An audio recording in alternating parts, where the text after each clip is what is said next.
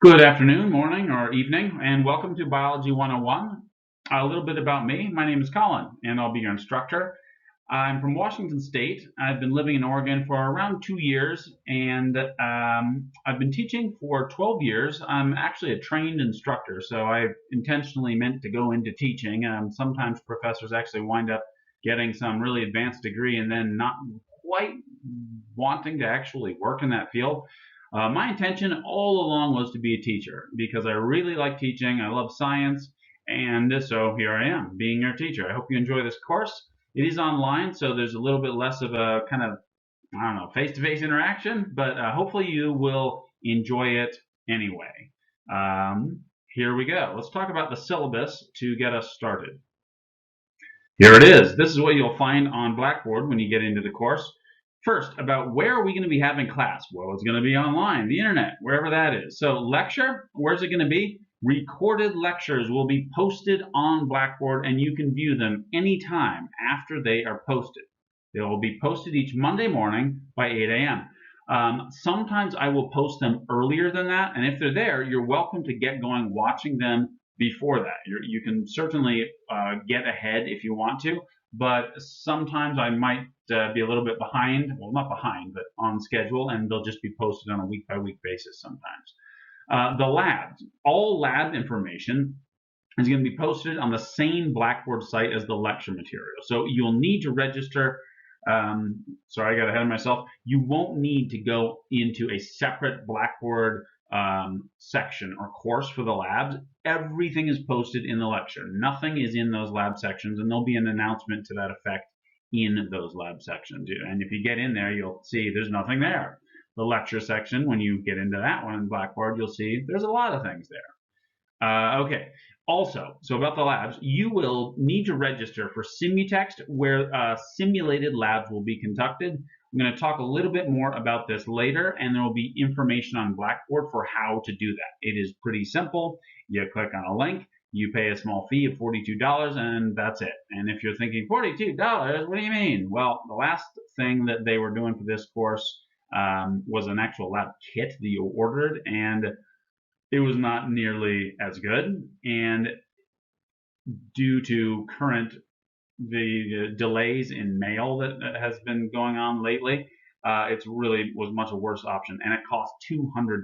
So this is definitely a better option. Okay, so here we go. Instructor, that's me, Colin McLeod, and email. That's where you're going to be contacting me. You won't be contacting me on Blackboard at all. Just email. So email me only.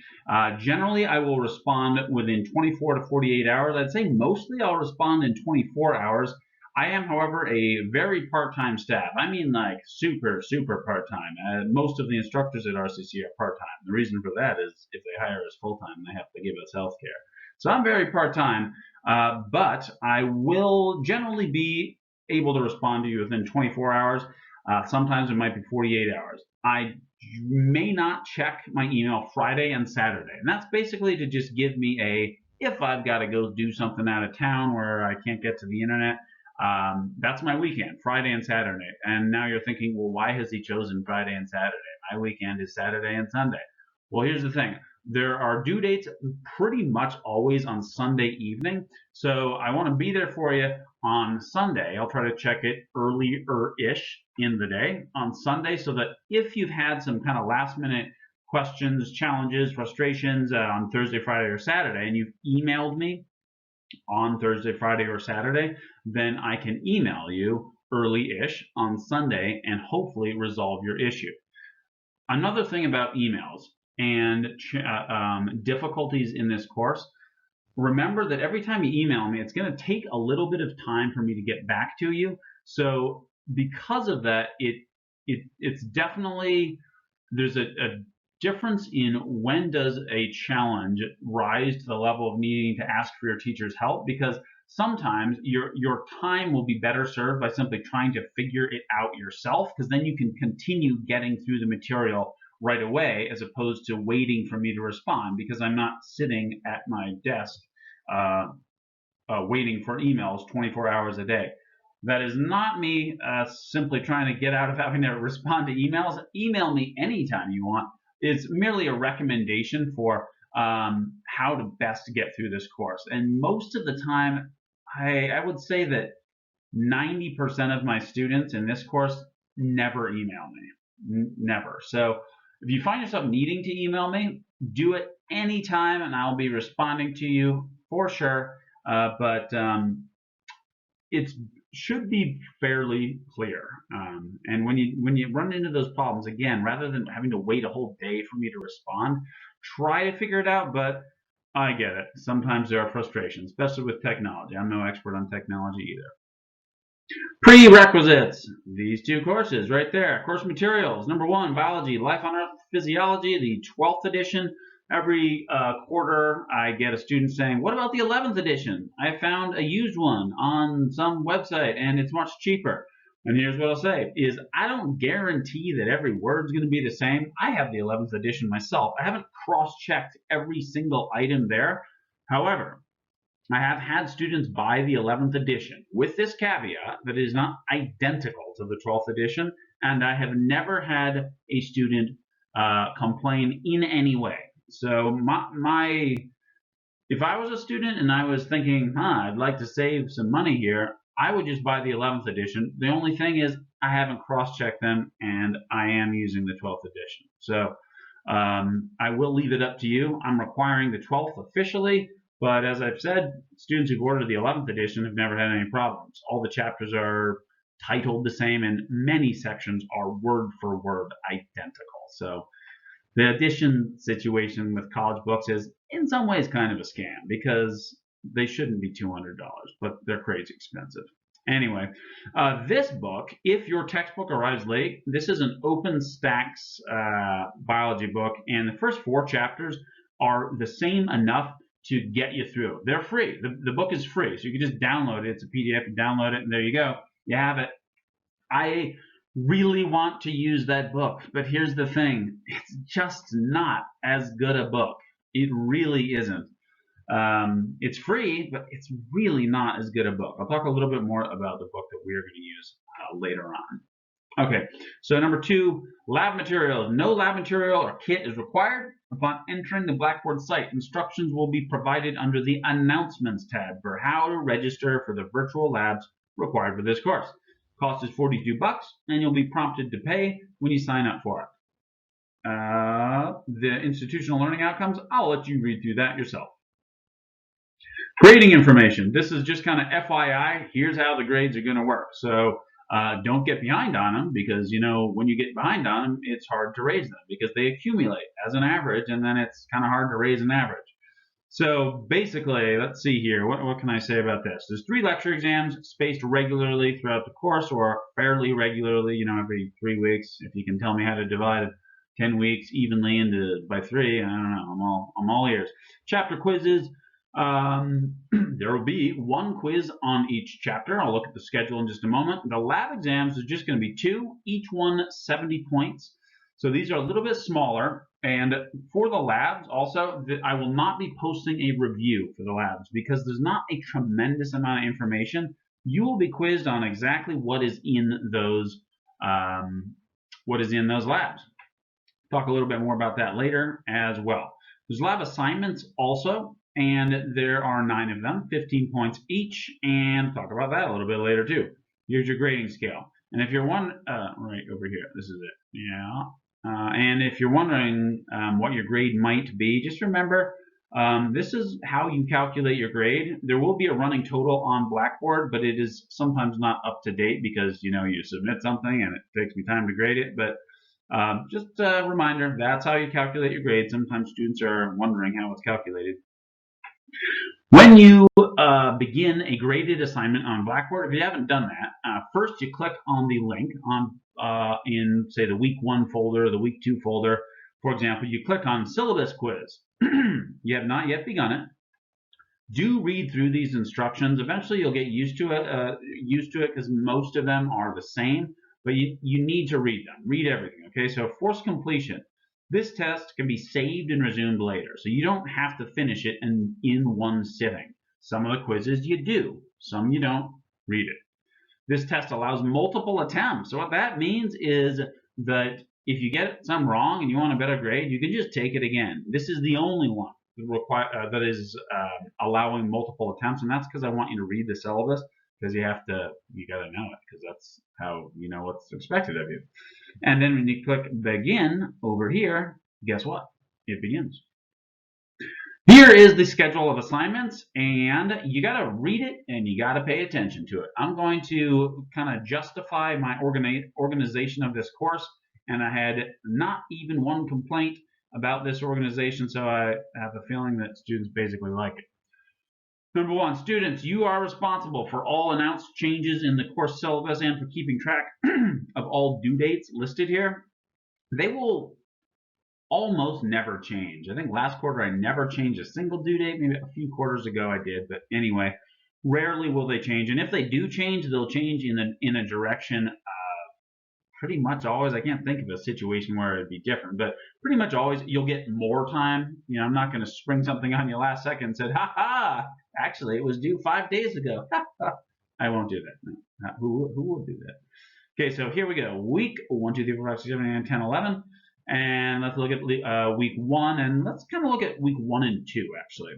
So week 1, let me erase this monkey circle. Week 1, chapters 1 and 2, and okay, so chapter 1 and 2 for week 1, and then chapter 3 is on week 2. So you might think, what's up with that? That's not fair, Mr. McLeod. You got 2 chapters on 1 week and 1 chapter in the second week. Okay, well, we can't have it even because there aren't an even number of chapters in terms of how many weeks there are. So here's what I've done. Look at the due dates. Your first week, there's only one thing due, the syllabus. You can certainly read the syllabus in that first week. You can do it. I know you can. When are the quizzes on chapter 1 and 2 due? Well, they are due at the end of week 2. So I don't think that's too complicated. You just got to pay attention to it, okay? So week 1, you need to start reading chapters 1 and 2 because it's 2 chapters. It's going to take some time. There's a couple of lectures. It's going to take some time. And then on week number 2, you're going to have another chapter. So a total of 3 chapters within the first 2 weeks. At the end of week 2, you're going to have, let's read it, quizzes on chapters 1, 2, and 3, all due at 11:59 on 1/24. Now, you can start submitting them way earlier than that. You can start submitting them on the Monday of week 1 if you want to. The point here is to give you more flexibility.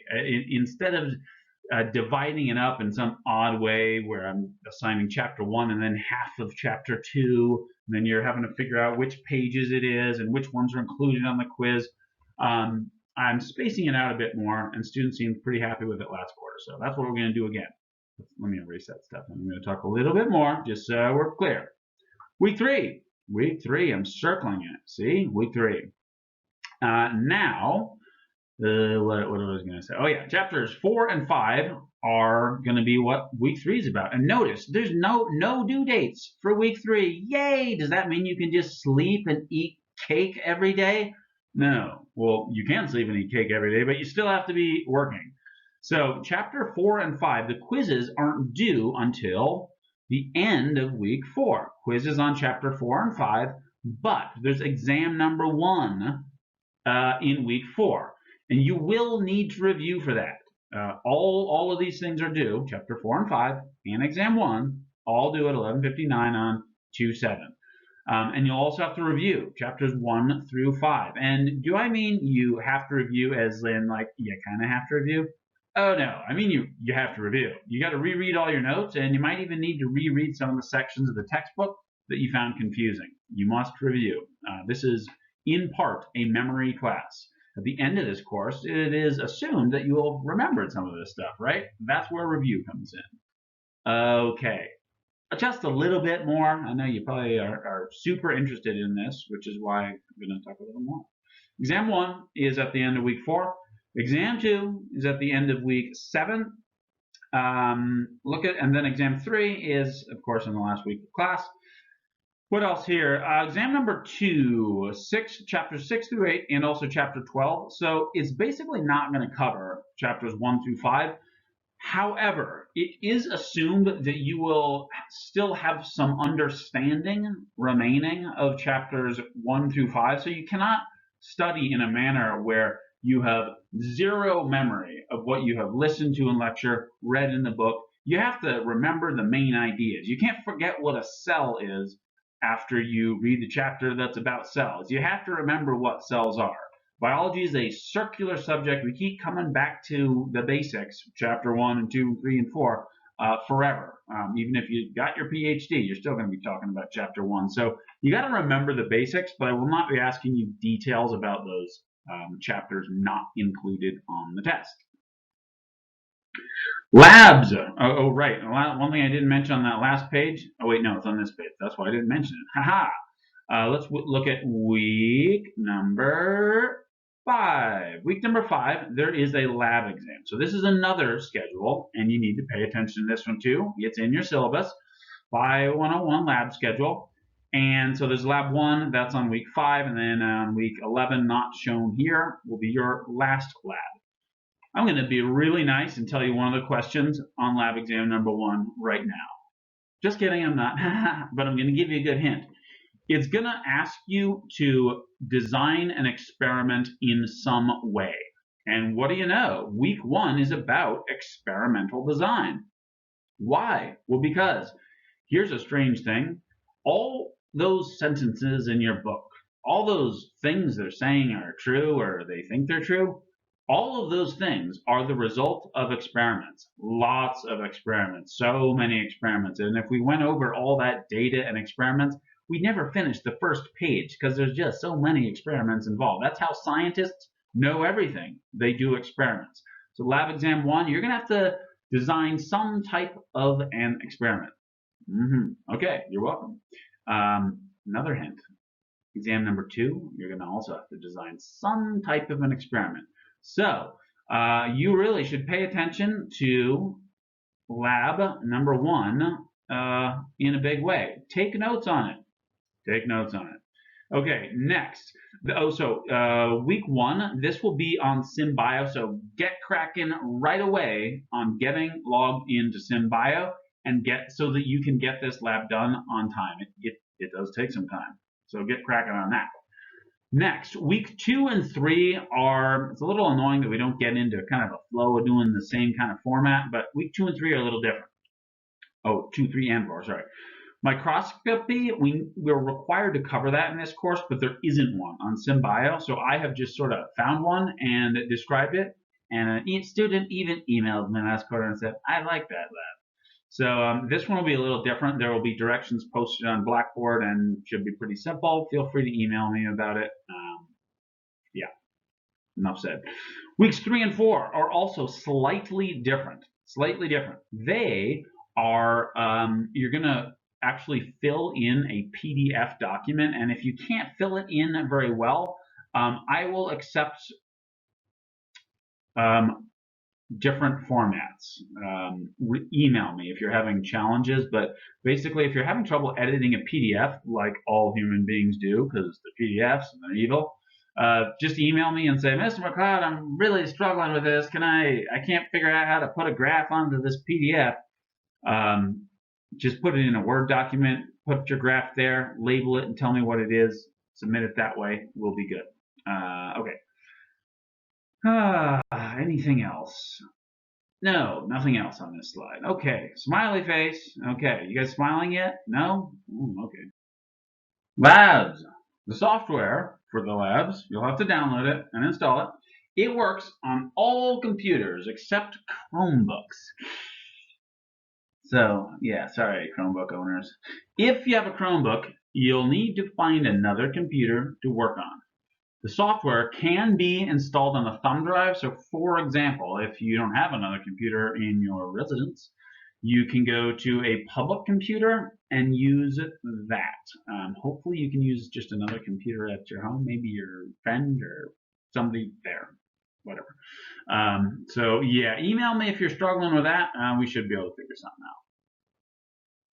The first lab. So when you get everything downloaded, installed, paid for, all that, This is what you'll see. Understanding experimental design. Remember, there's going to be a pretty significant question on how do you design an experiment, because that's how scientists know everything. So you should know how to design an experiment.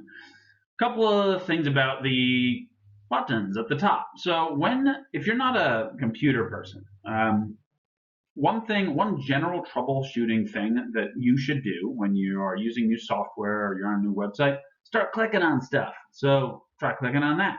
Try clicking on this. It says click next page to begin, right?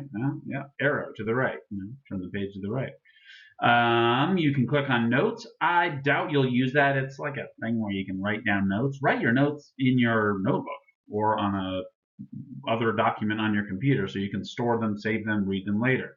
So I wouldn't use the notes. And then there are some graded questions at the end. There are some check your understanding questions as well. You can just explore that. All right, so now I'm going to erase all this to direct your attention back to this. If you click that zooms you out to a kind of an overview of everything that you're going to have to do. I'm going to click to the next slide of this presentation, and just imagine we're going to click that. All right, ready? And on count of three, we're going to click that. 1, 2, 3, click. Ooh, so this is what happens when you click that. See, now it's yellow. That means you clicked on it. Okay.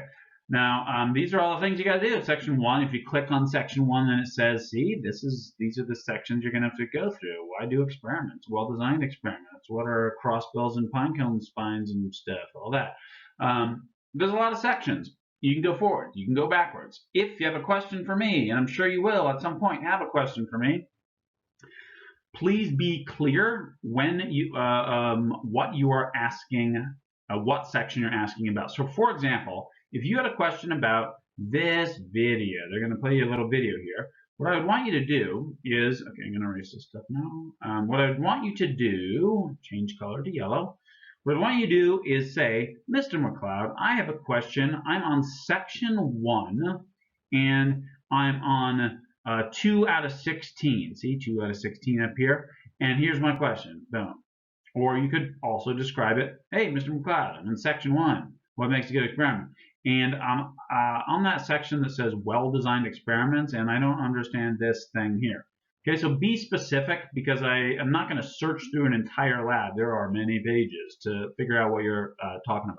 Remember, an email question is a delayed thing. So spend a little more time really properly writing out your question. That way I can just answer your confusion, solve your confusion, right? So it's not like a conversation where you're going to send me a question and then I'll say, sorry, what do you mean by this? And then you'll say, oh, well, what I mean is this. And I'll say, oh, I see. Here's my answer. And then you say, oh, that helps. But what about this? All right. Yeah, you get it? It's like a delay. There's a delay. So when you write an email, write it with the understanding that there will be a delay. And therefore, you need to make your writing a little more clear than it would be as if we were in person. What else here? There's definitely something I want to say. Yes, here it is. Section 3, the graded question. This is where 10 points of the lab, that's where 10 of them, 10 out of 15 are going to come from. 10 points for answering these graded questions correctly. Now, what about the other 5 points? They are going to come from these check your understanding questions. The check your understanding questions, you get all the points for them if you just try for all of them. Now, so if there's a check your understanding question, let me actually go forward and take a look at that. There it is. Okay, so here's the check your understanding question. Question 1.1, why should your friend not attribute the difference in test scores to study music? So you check an answer. You say, yeah, it's this one. That's the answer. And then you go check answer, and they say wrong. And you say, I don't care. I'm going to get the points anyway. Well, here's the problem with that. You're not going to then be able to answer the graded questions correctly. You will also not be able to answer the quiz questions correctly. Each lab has a quiz that you will take on Blackboard. So you do the lab. You do these check your understanding questions. And then you do the graded questions, and then on Blackboard, you'll do the quiz questions. The quiz questions They require that you understand the labs. That shouldn't be surprising, right? They require you understand the labs. They will not be regurgitation. Some of them will be very simple. Some of them will really ask you to think. And you may even think, what? That wasn't on the lab. I mean, how can I answer that? What that is called is an application question. You have learned everything you need to know in the lab in order to answer the question, and the question is connected to what you've learned, and you need to apply what you've learned in order to solve the question. So if you've ever complained about a course being, hey, this is just memorization, what's up with that? Well, this is not just memorization. It's in part memorization, but also sometimes you must use what you have remembered to solve new problems, to think about it. So think about this stuff while you're reading it. These check your understanding questions. You check your understanding. If your answer is wrong, you need to figure out why, right? And they'll give you some feedback. And if you want to email me, you can email me too. Take notes as you go through the lab. Because, just a reminder here, let me say this. Yeah, I'm going to kind of go off on a tangent here. It's not a tangent. It's like a lateral, parallel thing. Okay. You can use all your notes on the quizzes and on the tests. So you can also use the internet whenever you take any test. You can also use your book whenever you take any test. And if some of you are saying, wow, that's surprising, that's weird, think about this. Could I stop you? Is there any way for me to stop you from using the internet or your book? There's no way. I have sat in courses myself where the professor has told me, I was a student then, don't use your book. It's closed book, closed notes. What are you talking about? Who's going to stop me? Who's going to stop the other student? What that policy essentially does is it punishes honest students. So you can feel free to use your book, any resource. I'm going to say, please don't use another person to sit there and answer the questions with you, but I can't stop you. I don't have the power, right? How could I do that?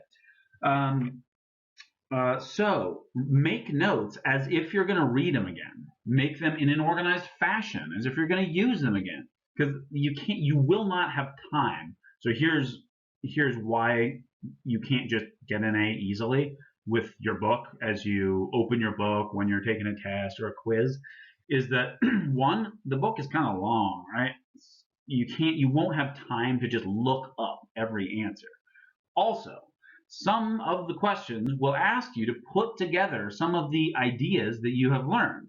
You may have to think about what you read in chapter 1 and 2 and 3 and 4. That's maybe a bit of an exaggeration to connect all 4 chapters, but some of the questions will really ask you to put together the information in the book to be able to select the right answer. Even if it's a multiple choice, you might be thinking, yeah, multiple choice, so easy. Not so much. Not always easy. Some of them will be difficult. They will require you understand the material. The answer is not written in the book, but the information you need to solve the question is in the book. You need to read the book. You need to understand it. Then you'll be able to answer the questions correctly. Okay. If you're not having fun yet, get ready because I'm going to keep talking. It is necessary to read and take notes on all of the information in the labs. I think that's pretty obvious, right? Lecture. What happens in lecture? Lecture. What was I talking about here? Lecture, right. Lecture and, yeah, right. Why do I lecture? Okay, I'm kind of forgetting why I lecture here. Here's why I lecture. Here's why teachers lecture. Sometimes, actually, teachers don't lecture. The information you need to get an A in this course is written in your book. You could skip all the lectures and you could get an A. However, if you skip all the lectures, you may not get an A because all people learn differently. Some people learn by doing things, touching things, manipulating things. Some people learn by reading things. Some people learn by hearing things. So some people simply learn better when information goes into their ear, vibrating sound waves, triggering hairs in the ear to transmit that information to the brain. Some people just learn better that way. So that's why I've recorded a lecture, but it's pretty comprehensive for every single chapter.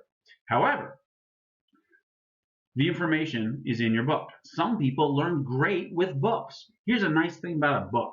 somebody sat down for a bazillion, trillion, gazillion, quadrillion hours carefully thinking about every single sentence. A lecture is more impromptu. It's not as if I'm reading a speech that I have prepared. Most lectures are just written, given in a more spoken English format. So some people learn better that way and some people don't. So you can also read the book, it's the same information and perhaps even a little bit more complete. You might, so also, why do I add lectures?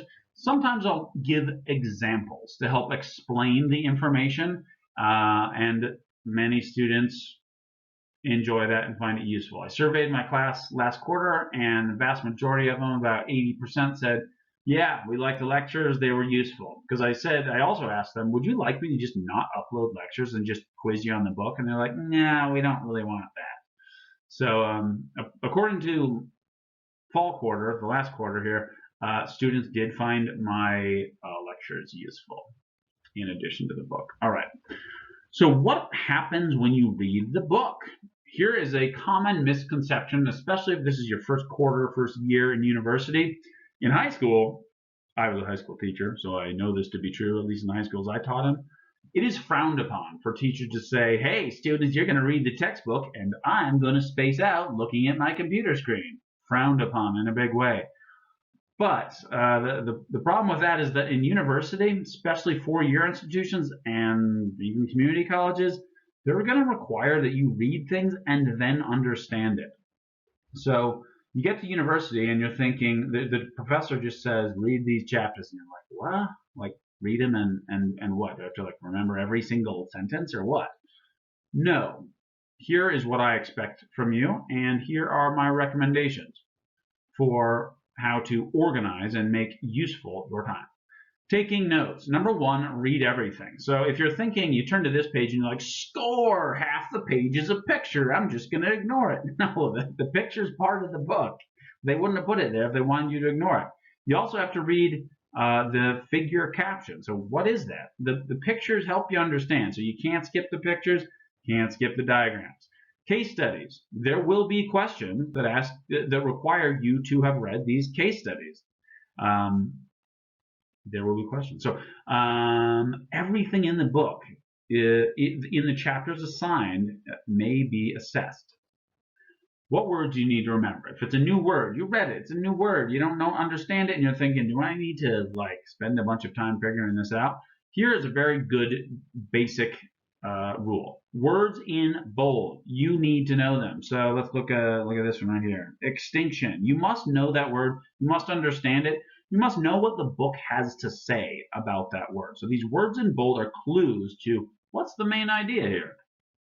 Diagrams and case studies also already said that. At the end of the chapters are chapter reviews, and here's the thing, students are like, oh, I'm finished with the chapter, sweet. A chapter review, oh, that's just like, I already read it, it's just a review, right? I don't need to review. They are really good to review. Also, they're good to help you organize the main ideas of what was in the chapter. If you want to write a summary of your notes, we'll talk about that later. If you are preparing for an exam, it is a useful way to review a whole chapter. Just read the chapter reviews at the end of the chapter. However, if you didn't read the whole chapter already, reading the chapter review will not help you. Why would you read a chapter review then? Okay, why would you read a chapter review? It's not a shortcut. It's in addition to reading the whole chapter. You read the chapter review, and here's what it can possibly do for you. It can help you remember what you read in the chapter, but you have to have read the chapter and have to have taken notes on it. Also, there are end of chapter questions. Some students really don't like taking notes that much.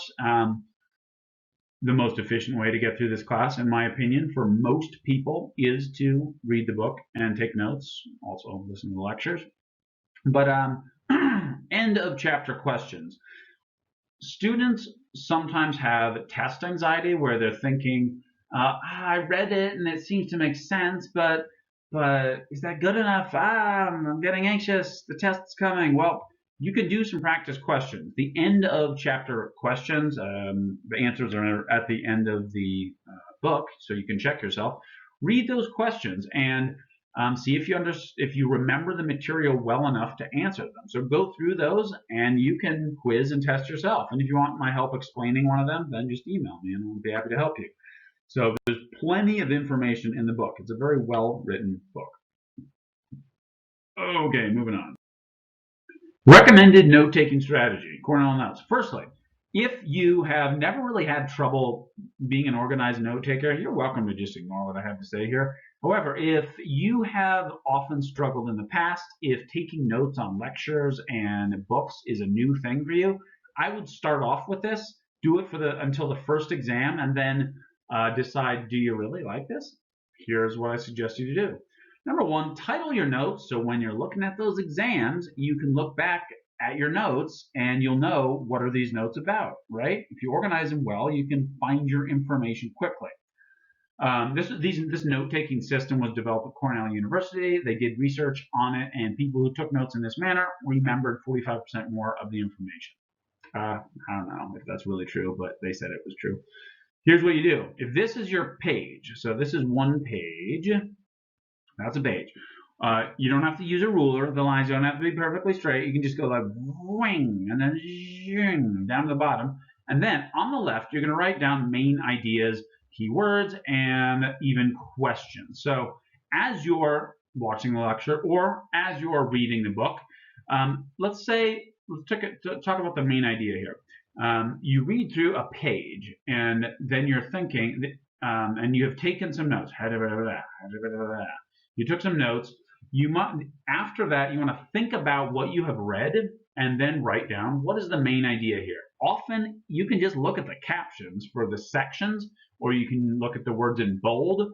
And there's not one right answer. The point is that you think about it. The making of your notes is part of the learning experience. It's not just that you made them. Oh, I made my notes. Didn't really understand what I was talking about, but I did follow Mr. McLeod's directions. I wrote some notes here. I wrote a main idea that I copied from the book. No, think about it. Think about what the main idea is. You can even make up your own term for what the main idea is. Words in bold. Okay, so you write the main idea here, whatever the main idea is. Cells. Okay, that's the main idea. Then you keep reading along, and there's a word in bold. So then you write that word in bold. Maybe it's extinction. Extinction. And then you might write the definition. Extinction is when they're all dead. You see the book. That's not the full definition. They're all dead. All the animals of that variety are dead. What about this? Okay, so that should be pretty clear, I think. Questions. So when you are going through the lecture, this is more useful for lecture. Could be useful for the book, but I'll give you an example from lecture. I'm talking, and maybe I said something in a way that wasn't clear, or it just wasn't clear to you, and you're like, write down a question. So you might say, what is extinction? Like you just didn't really understand the definition in the book. Or you're thinking, why is extinction important in this class to study? Any question you have, write it down. And then the point is that you go back to that. Because if you have a question about the lecture, that means you need to find the answer. So you can use the book to answer your question. Or you could email me, and I will help you answer your question. Yeah? Yeah. All right. Lastly, the part that I guarantee you'll hate doing because you have a limited amount of time. Many of you are very busy, as we all are, I suppose. You need to write a summary of your notes. This is, I would say, the most important step of note-taking. You can summarize each page. You can summarize each section. I'd say that's a little bit too many summaries. Or you could summarize each 3 or 4 pages. The point is that as you have, say, read through the book to a certain you've read an amount where you believe that you've kind of gotten to the end of a main idea. For example, we're talking about the function of cars, and I've just went through and talked about the wheels, the doors, the engine, and the steering wheel, and you're thinking, whoa, a lot of parts here. Pause and just write down what you have learned so far as succinctly as possible, with the goal that this summary will then be useful for you to read later, and that it will remind you of all of these other notes that you took about this topic. And you can write a summary about a small amount of material or a very big amount of material. I had this exam at the end of my master's degree, and if I failed it, I didn't get my master's degree. And it was a test on every course I'd ever taken at university. I literally read all of my notes again, and at that point, I was summarizing like one chapter. I would turn one chapter of reading into a single paragraph, and then I'd try to reread that paragraph a bunch of times to remember the whole chapter. It's crazy, very stressful. That's a pretty big amount to summarize. I'd say you'd be more like summarizing half a page or a whole page, something like that, or maybe even 2 pages. And again, feel free to ignore those note-taking strategies. If you have something that works already, you don't need to change it. Okay, exam question, what to expect? Largely multiple choice, true, false type of questions, also some essay questions at the end of the test. When you click begin on a test, all the questions are available. The essay questions or written response questions of whatever variety they may be are at the end. So skip to the end of the test to look at them so that you know how that there might be some questions that require a little bit more time at the end of the test. So look at them right as you begin the test. Bullet 2, read the questions carefully. Make sure your answer actually answers the question as opposed to simply taking notes about, as simply talking about the topic. Let me give you an example. Exam questions. Describe versus explain. So often, if I were to give a student a question like this, so I'm going to use the car example again, because I think you probably all know what cars are. Explain how the structure of a car is related to its function. This is 10 points. So if a multiple choice question will generally be worth like 1.5 points, something like that. You see a question that's worth 10 points, that means you need to say a lot about it. So 10 points. Here's some example partial answers. So if you wrote, it has wheels, this does not answer the question. Yes, wheels are part of the structure, but you have not explained how the wheels are related to the function. No points. If you said this, it has wheels that are round, which enable the car to roll on them. Okay, so now you have explained the how and the why of this roundness of these wheels, and you've actually answered the question. You said it has doors. You're talking about cars, but that's not answering the question. How is the structure of the door related to the function of a car? So it has doors which can be opened, allowing a person into the car. A couple other examples. Cars are used for transport. That is true, but you're not answering the question. How is it? There's nothing about structure in here. Structure of the car, huh? Nothing? Okay. So no point for that. Next example, describe versus explain. So when you describe something, that is a different word. Describe and explain. These are 2 different words, and that's why we have 2 different words, because they mean different things. So a description of the structure of a car would look something like this. It has wheels that are round. Yes, roundness is the structure of wheels. You get a point. 2, it has doors that open. This is maybe not the greatest one, and here's a horrifying thing for you to hear, and I'm going to tell it to you because I don't know, just call me mean. But not all teachers grade exactly the same. That is because we are robots. So I've decided that, yeah, I'll give you a point for this. It has doors that open. It's not the greatest answer, though. A better one would be it has doors that have hinges, because that's more about the structure. The open, that's more about the function. But I decided to give a point for that one. So I'm a human. I'm not a robot. 3, it has bumpers in the front and back, clearly a description of the structure of a car. 4, it has lights. Yep. 5, cars are used for transportation. That is not about structure at all. 6, cars are a quick way of getting around. Not about structure at all. These are true statements, but you can't simply talk about the topic. Read the question carefully. I'm not going to trick you at all. And this is maybe the meanest I could ever get on a test question. But you do need to read the questions and answer the questions. Okay. So if I say list the components of a cell, you need to list the components of the cell. there's a nucleus, there's a membrane, there's a mitochondria, there's this, there's that. You can't say cells are important for living things because they are what make up living things. Those are true things, but you got to answer the question and only the question. The clouds just went over. That's why it's now dark in here. Signaling the end of this presentation. Please feel free to email me if you have any questions about this presentation, questions about life in general. I may answer those, or any questions about biology outside of this course. I look forward to being your teacher for this winter 2021.